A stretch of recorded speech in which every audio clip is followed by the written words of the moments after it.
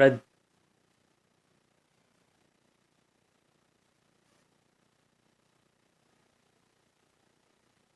thank you.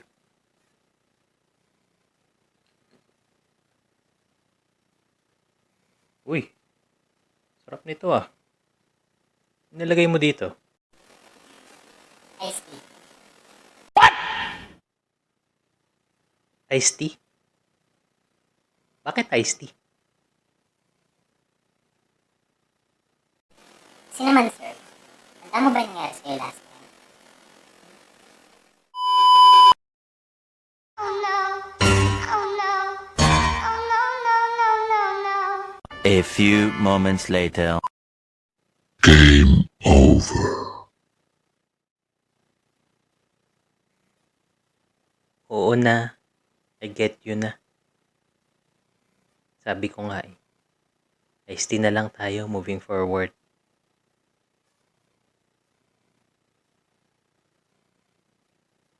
Bihirang buhay. Uy! Nandyan na pala kayo. Welcome, welcome! Thank you so much for tuning in. Welcome to my channel. This is Ken, your one and only Tito Kinito.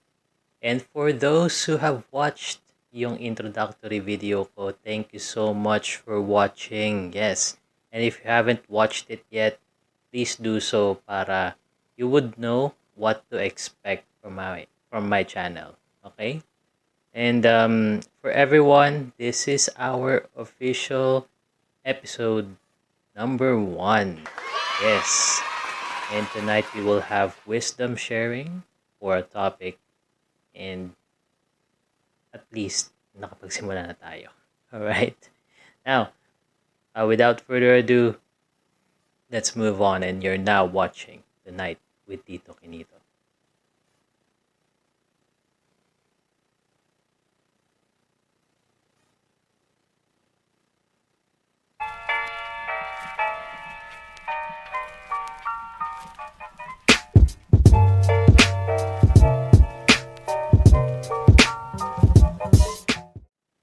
Alright mga katito, samahan nyo ako sa ating very first official episode ng Tonight with Tito Kinito. And tonight, we will have topic na pag-uusapan that we will discuss and have a wisdom sharing so that maging mas aware kayo tungkol sa topic na to.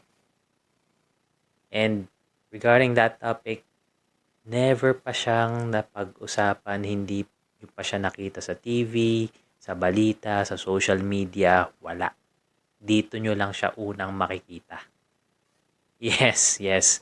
Dito lang. Maybe you have your guesses, but i-reveal ko na what our topic is.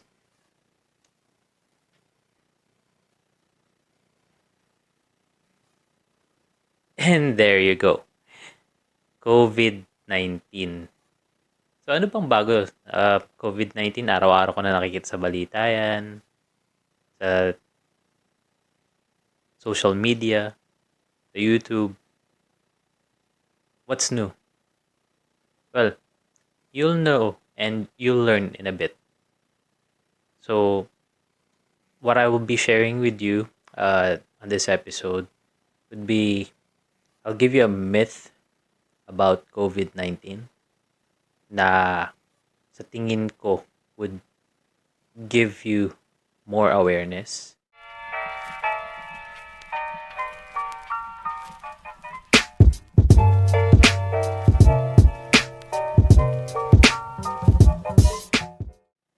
So myth. Ano ba itong myth na sinasabi ko tungkol sa COVID-19? Parang alam alam nyo na naman yata lahat. Baka magulat kayo kung nasasabihin ko sa inyo. Myth. Simple lang. Minimum health standards. Paano naging myth yun? Well, to be precise, ang myth about that is settling down for the minimum health standards. Right? Or, kumbaga, nakokontento na lang tayo na yun yung pinapairal, yun yung ginagawa, yun yung, kumbaga, ini-implement for everyone to fight the spread of the virus. In essence, minimum health standard itself, nakakatulong. Opo, nakakatulong po talaga siya. Pero, hindi siya sapat. One thing that you can consider,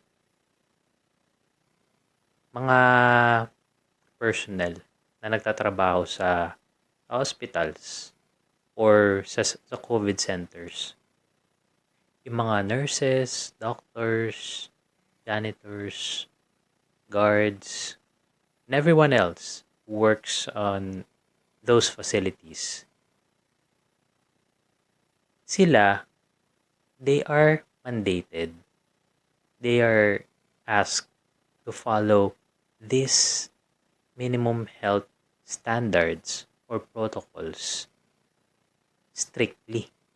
Bakit? Kasi, kumbaga sa lindol, nandun na sila sa may epicenter. Nandun sila malapit sa source ng virus kasi yung mga may sakit, yung mga nagpa-positive, dun dinadala sa mga facilities na yon, right? And their exposure to the virus is very high compared to other people na nagtatrabaho sa ibang lugar o nasa bahay lang. Sobrang taas ng exposure level nila. That's why they have to be strict and yung implementation talagang mahigpit about those standards. Pero, think of it this way.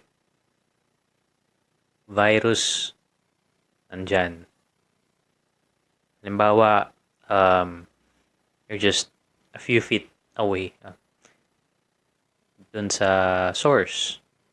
May COVID positive. Yung taong nagtatrabaho sa hospital, let's say a nurse, who is a few feet away from a COVID patient, wala siyang pinagkaiba on a situation saan ikaw mismo nakatayo ka sa labas ng bahay mo. Possible sa may tindahan or sa may terminal, and someone just a few feet away from you is COVID positive. You are the same exact spot. Now, paano kung pareho naman kayong gumagawa ng minimum health standards? That is good. Pero, bakit yung nurse na to, sabihin na lang natin na ito yung nurse na nahawa or one of those who were reportedly passed away? Bakit may mga nurses, doctors na namamatay dahil sa virus? Even though they are following this guidelines, this protocol ng mas diligent than anyone else. And I'm sure they are. Kasi takot din sila para sa sarili nila, para sa pamilya nila. So that being said, ginawa nila yung tama. E paano kung ikaw? on that terminal na naghihintay ka ng masasakyan, on that terminal, sabihin nating nakataas yung face shield mo. Hindi mo siya sinuot ng tama or nakababa yung face mask mo. Gaano na lang kalayo yung safety level? 'Di ba? Under the same circumstance, yung isa ginawa ng diligent yung protocol, ikaw hindi mo ginawa. Yung sumunod sa protocol nagkasakit, what more pa ikaw? 'Di ba?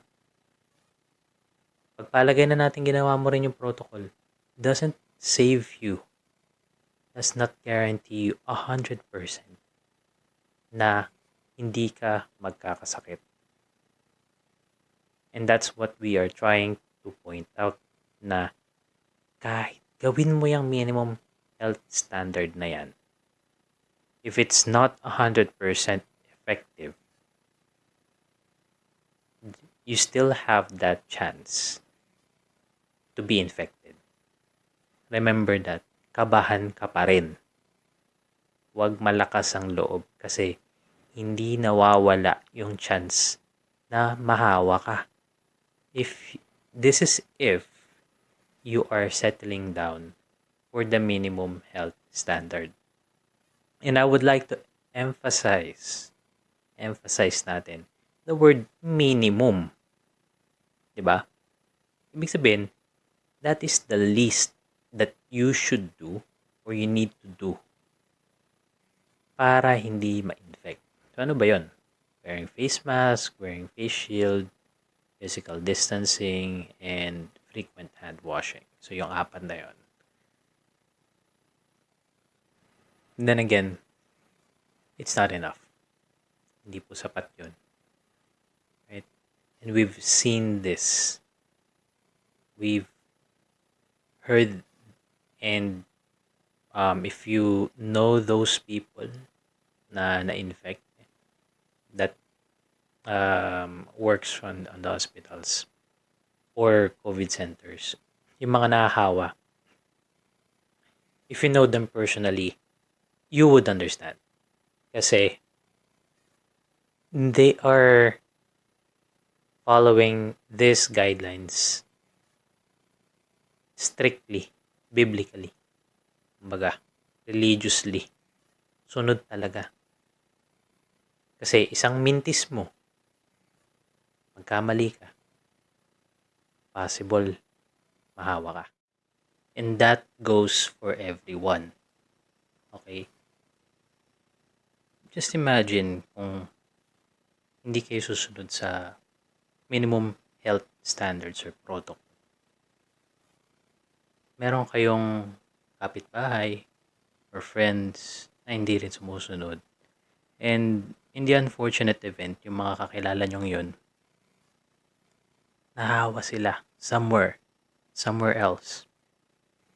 Pwedeng they went to party or simpleng namili lang sila sa labas kasi upper sila. Unknowingly nahawa sila. Kumbaga, bottom line is they are COVID positive. And you mingled with them. Oo. Kumbaga, nakipagchikahan ka, kwentuhan ka, barkada, tambay with these friends or these other family members. And you're not doing that minimum health standard or protocol, that would actually explain yung record high, my goodness. Sobrang taas. Record high. The other day, it's 7,999. Nahiya pa, hindi pa naging 8,000. Merong isang hindi umamin. Pero yung simpleng paglabag or hindi pagsunod dun sa minimum health standards na yun contributes to this spread ng virus. Now, they are thinking, nisip nila na possible dahil sa bagong strain kasi mas nakakahawa yon. Pero, the way you get infected, the way na makakapasok sa system mo yung virus is just exactly the same. And if it's just exactly the same, if you are just doing, kung ginagawa mo lang talaga yung protocol, yung pagsusot ng tama ng face mask, face shield, and social distancing, yung paghugas ng kamay, hindi ko naman nakikita yan. Yung kapitbahay ko, hindi ko naman nakikita naghugas ng kamay. Hindi ko rin naman siya pinapanood na maghugas ng kamay on a daily basis. Right? I'm not sure if ginagawa nyo yun. Pinapanood nyo yung mga kapitbahay nyo maghugas ng kamay every time. Na sa tingin ko hindi nyo ginagawa. Wala yatang gumagawa. So yung tatlo na lang. Face mask, face shield, social distancing. 3 out of 4 is expected to be seen out of you. Hindi na nga lahat yun. Minimum pa lang yun. Tapos hindi pa lahat. Tapos hindi mo pa magagawa ng tama. Men, why? Why you do this? Ba? Hindi ka susunod tapos ang bukang bibig mo, ang hirap ng buhay din ngayon. Ang hirap magkatrabaho, ang hirap magkapera, hirap kumayod, bagsak ang ekonomiya, walang kita. Puro negatibo, di ba? Sa buhay. Huwag nating pag-usapan ang negatibo.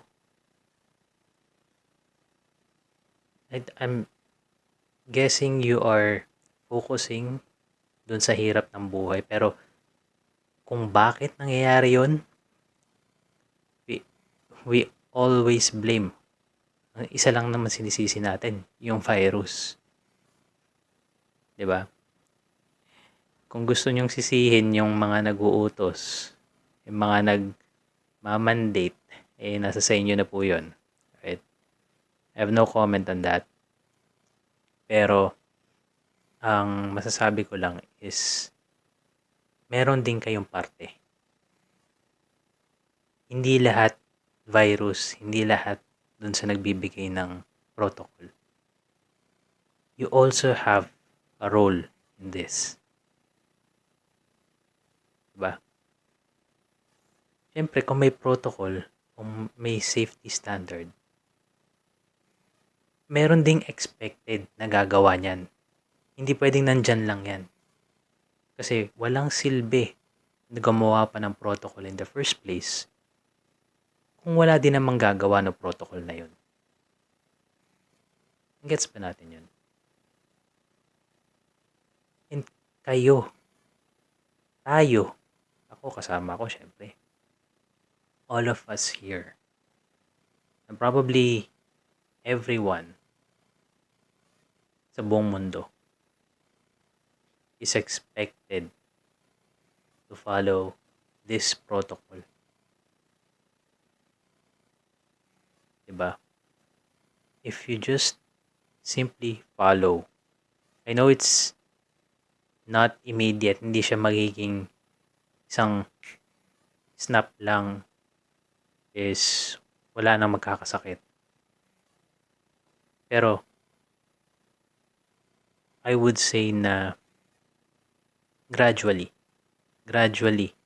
if we would just give it time, kung magtitiis lang tayo, and I would actually like to propose a 30-day challenge for everyone. 30-day challenge. Ano tong challenge na to? Wearing face mask and face shield and doing social distancing sa tuwing lalabas kayo ng bahay, ng bakuran, ng lupain ninyo. Kung saan man kayo pupunta, mag-anak, kaibigan, may bibilhin, may kailangan asikasuhin, wala akong pakialam kung saan kayo pumunta. 30-day challenge. Doing those 3 out of 4 minimum health standards. Wearing your face mask, your face shield, and doing social distancing properly. All 3 of those.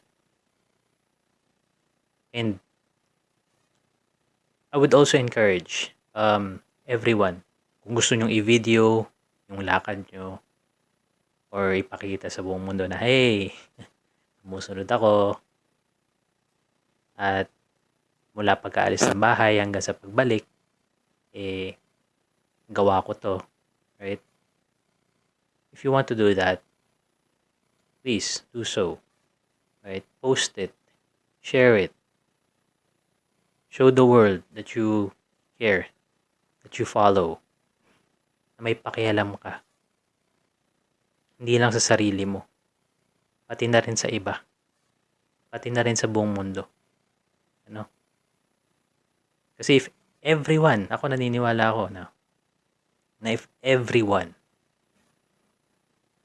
would just follow this minimum, bababa yung cases. At hindi ko sasabihin na totally magiging zeroed out. No. For me, that's impossible na at this stage. Mag-zero out. Hindi na siya makatotohanan para sa akin. Not unless umabot tayo dun sa point na pin down na natin yung pinakahuling carrier ng virus. Ano? Pero at least mapababa man lang natin. Oo. So from 7,000, pababain natin ng 6,000, 5,000, until such time na hundreds na lang siya. Even less. Yes. Even less. That is just by simply doing minimum health standards. Ngayon, sabi ko nga, hindi yun sapat. That's why, for me, it's almost impossible at this point to say na magzi-zero siya. 0 cases in a day for the entire country. I would like to incorporate or gusto kong i-relate itong minimum health standards sa PC games. Okay, let's go with PC games. Bakit? Yung usual PC games today being downloaded, punta ka lang online, hindi mo na kailangan ng CD installer usually. Pero there are still games that require installers or yung physical disk na ilalagay mo para ma-install mo yung certain game. Kasi possible na malaki yung size or whatever. Depende sa marketing strategy nila. Pero gusto kong i-relate yung minimum health standards doon. How? Normally, kung may isa kang laro na gusto, di ba? You would check muna yung paglalagyan mo ng laro na yun, yung pag-i-installan mo. So, meron kang, let's say, computer or laptop, and then that device have its own specification. Kumbaga, that's how it runs. Yun yung performance niya. Yun yung components na meron siya. And then, you check yung game na gusto mo. Dun sa game na yon, let's say bumili ka ng CD or disc. Naka-package yan normally. And then at the back of the package, you will see the system requirements. Now, it doesn't say just one. Normally, it has two. So, ano yun? We have minimum system requirements. Right, so let me emphasize again, minimum system requirements. And number two, we have recommended system requirements. So that's the usual. Now, pag maganda-ganda yung laro, high-end, you would see another one which is, if I'm not mistaken, optimal naman yung nakalagay. So, you will have minimum, recommended, and then optimal system requirements. Now, of course, as you progress from minimum to regular, tataas yung requirements or specifications na kailangan meron yung device mo to achieve that. Right? Same goes for regular to optimal. Kailangan mas maganda yung specifications ng device mo to achieve it or to say na optimal yung specs ng device mo for that game. And ano ba yung difference, pinaka-difference niya? Performance. Quality. Quality ng laro. Okay? So, halimbawa, yung device mo is good or pasok lang siya dun sa minimum. Pasok siya dun sa minimum. Sure, you can do minimum sa specifications. But pagka itinaas mo yung settings, halimbawa na-install mo na, sa loob ka na ng game, siyempre may settings yan. Usually for players, what they normally adjust is yung graphics and performance. Okay? Tinaas mo na yung settings ng laro to have a better look, mas magandang graphics, para mas feel mo na nilalaro mo siya. Mas maganda yung display. As you go further from low settings to a higher settings, you will notice na there will come a point hindi siya kakayanin ng minimum system requirements. So there will be a point yung settings na possible would cause the device to freeze, to crash. Kumbaga, hindi na talaga kaya. Sa minimum yun Now, as you progress, sabi ko nga, paano naman kung yung device mo is in-upgrade mo, halimbawa, or minodify mo, pumasok na siya ngayon dun sa recommended system requirements. Right. So, when you go to the recommended system requirements naman, yung dating hindi mo na-achieve on a minimum system requirements na game settings would be achievable na. Yes, achievable na siya doon sa recommended system requirements. Right? Ganun yung nagiging situation. Right? When you do something else, when you try to improve yung kung ano yung meron ka, then you would achieve more. So going back sa minimum health standards. Again, we're talking about minimum pa lang. What if napunta ka sa isang lugar let's say, initially, yung lugar nyo, kung saan ka nanggaling is low cases lang ng COVID. Oo. Mga chill-chill lang. Okay lang. Wala namang issue.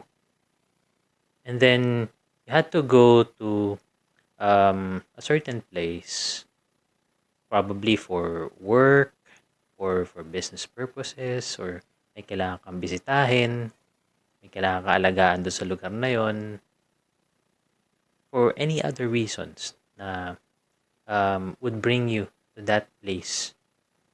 And this place, itong lugar na to, saturated siya. Kumbaga, yun yung lugar na maraming cases ng COVID. And you don't know kung sino na yung infected. Kasi, I don't want to bash. Pero, nakukulangan ako sa bilis ng contact tracing.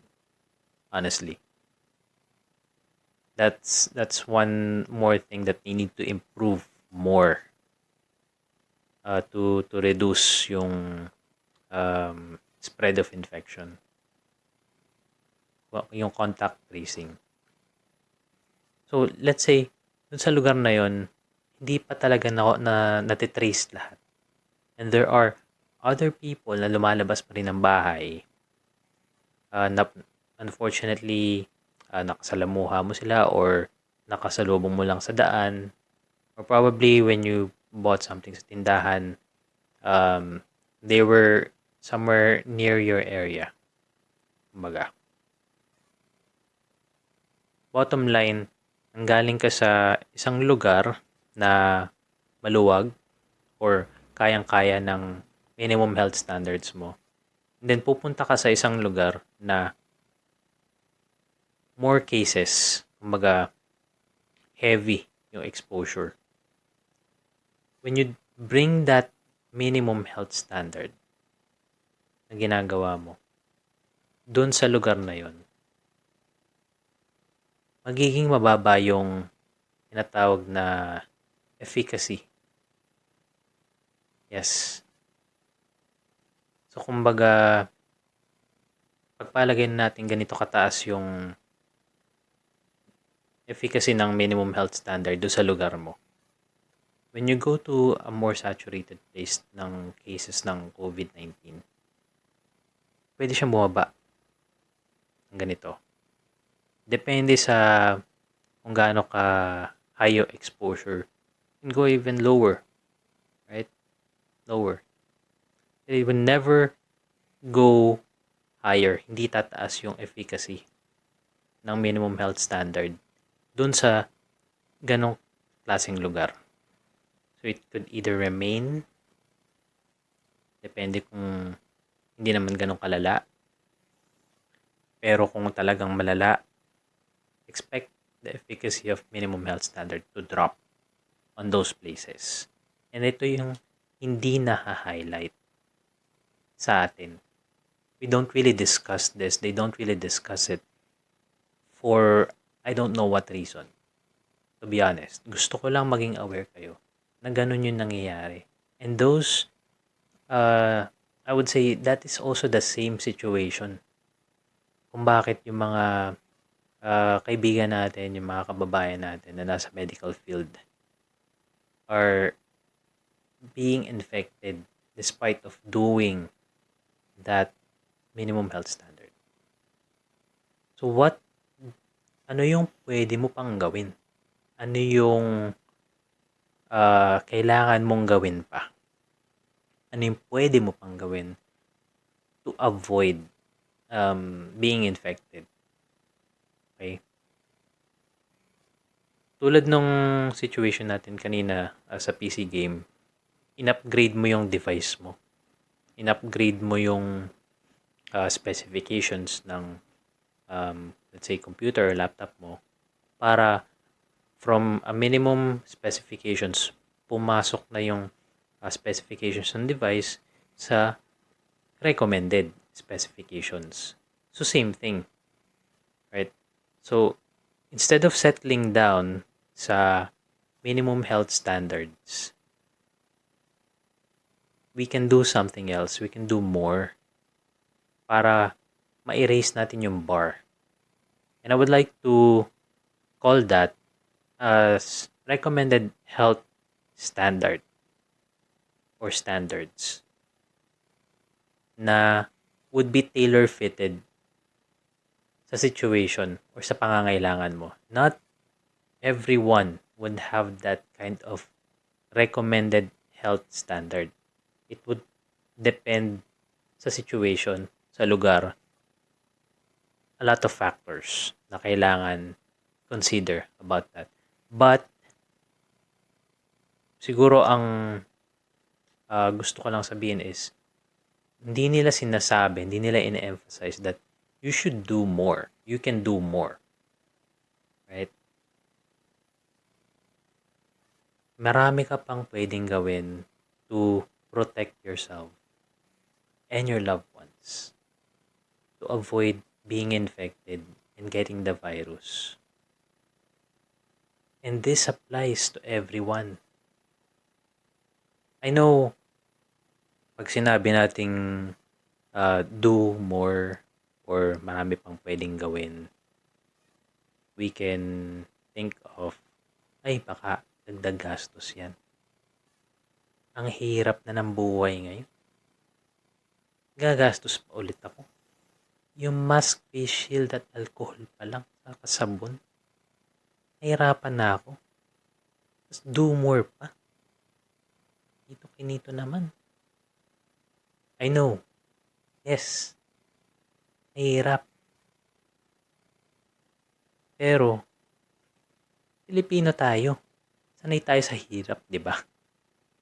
We are used to difficult times. We are used to challenges.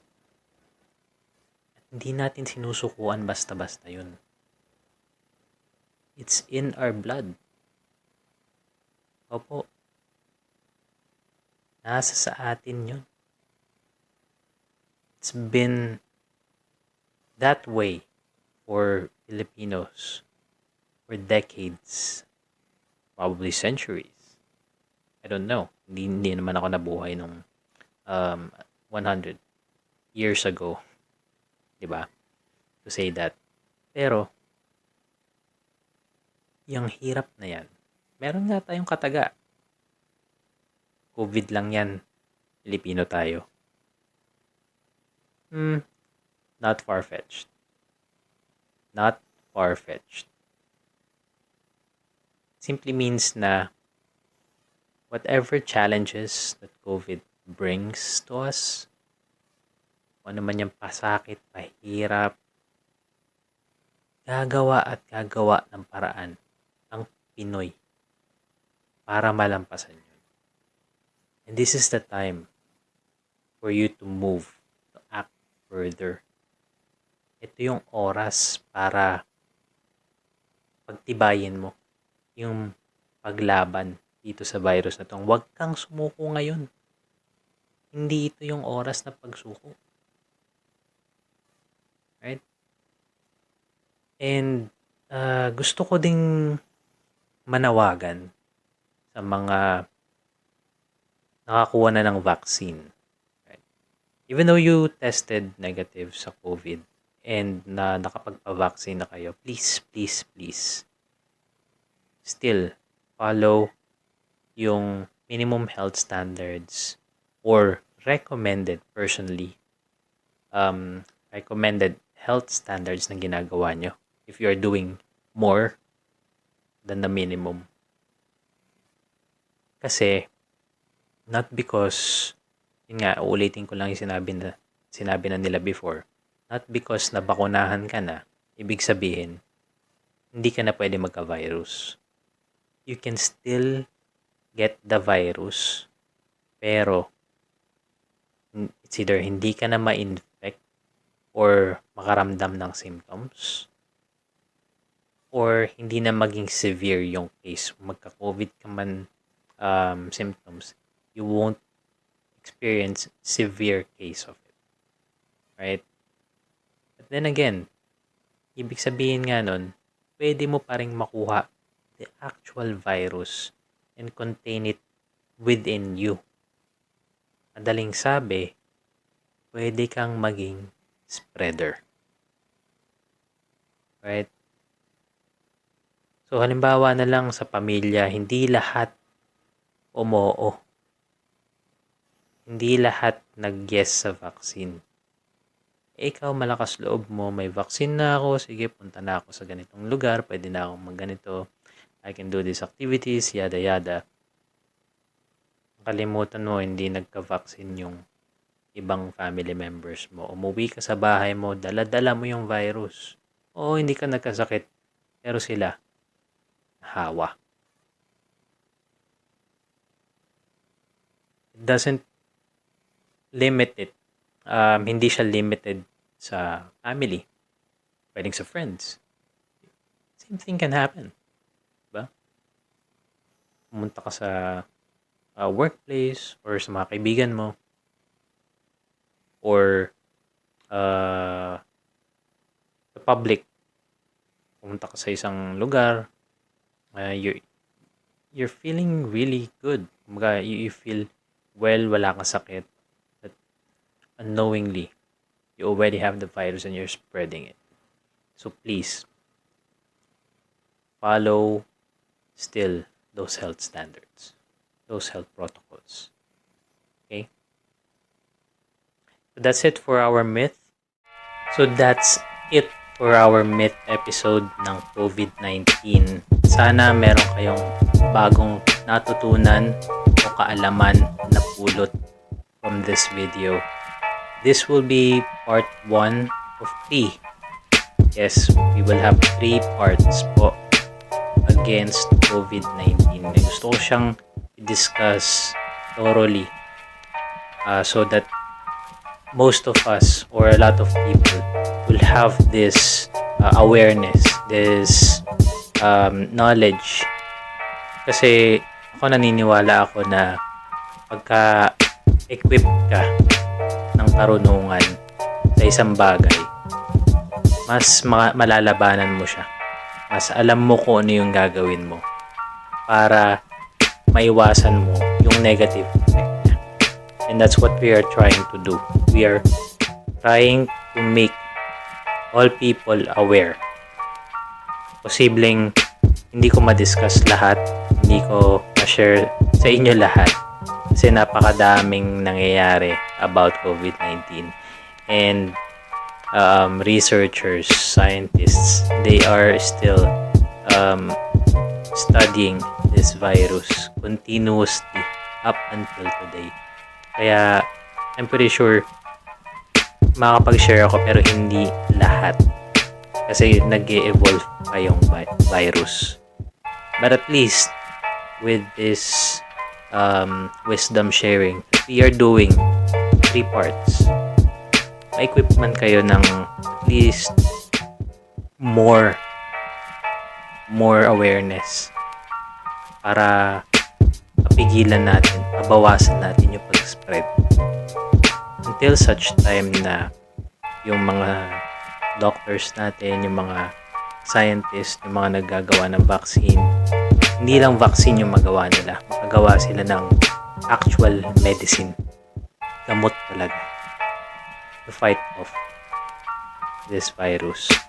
Diba parang eventually maging normal, maging regular na sipon na lang siya o ubo, parang ganun, pwedeng gamutin. Right?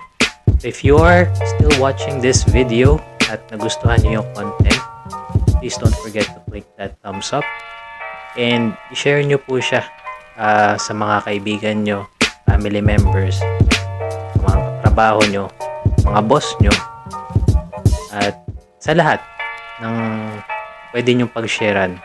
Kasi ang goal po natin dito is to impart itong kaalaman para sa lahat, para maging aware. Okay?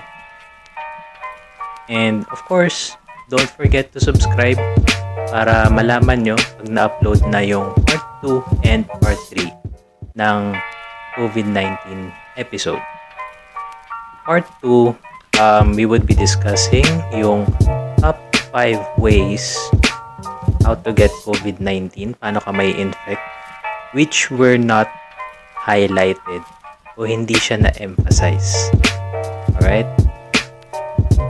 And sa part 3, we would be discussing their top 5 tips or other ways para maiwasan naman natin or ma-prevent natin itong virus from hitting us. Okay? So, thank you so much for watching. And again, this is your Tito Kinito saying, bibili mo ang edukasyon, pero ang karunungan ay isang biyaya. Good night, everyone.